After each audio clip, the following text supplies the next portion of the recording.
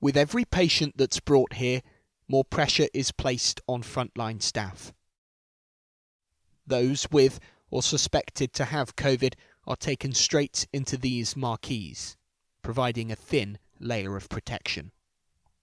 Preventing transmission to staff is critical, as so many are already infected. Staff are members of the public too, and we've been exposed to the virus and have been impacted by the virus like everybody has, and unfortunately that does impact on our staffing, and we have struggled at times with staffing.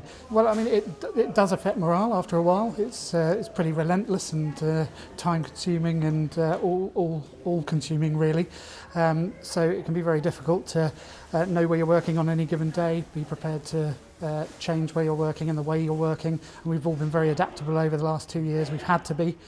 Before Christmas, the Trust had around 400 staff members sick or self-isolating. In just 2 weeks, that's more than doubled to around 1,000. With fewer staff and more patients, the pressure is piling on, meaning tough decisions are made on a daily basis. We've got no beds upstairs. We can't move patients up, which means patients are being left in ED for longer, which then impacts on the wait time for people that do need to be seen.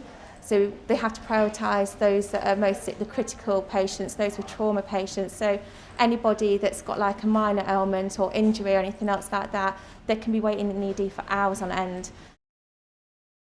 While the number of people being admitted to hospital with coronavirus is significantly lower than in the first wave, those still being admitted, mixed with the large numbers of staff sick or self-isolating, is causing real pressure here on the front line. Bosses fear things could get worse before they get better. In order to concentrate on COVID, some non-urgent treatment might be postponed. I think over the next few weeks it may well be that we have to stand down some of that planned activity in order to release staff to support the critical front line as well. So it's incredibly difficult, and the fact that those patients are waiting so long weighs heavily on our shoulders. And I think we talk about routine surgery, but if it's you who's waiting, it won't feel routine. So I think it's not a decision we take lightly, but our priority has got to be emergency patients, people with life-threatening conditions, and also those with time-critical conditions such as cancer. Despite these challenges, on a visit to a Northamptonshire vaccine centre, the Prime Minister again said the current restrictions are enough. The way to deal with it is for everybody to stick to Plan B, which we are, and make sure that they behave sensibly, but also recognise the vital importance of vaccination.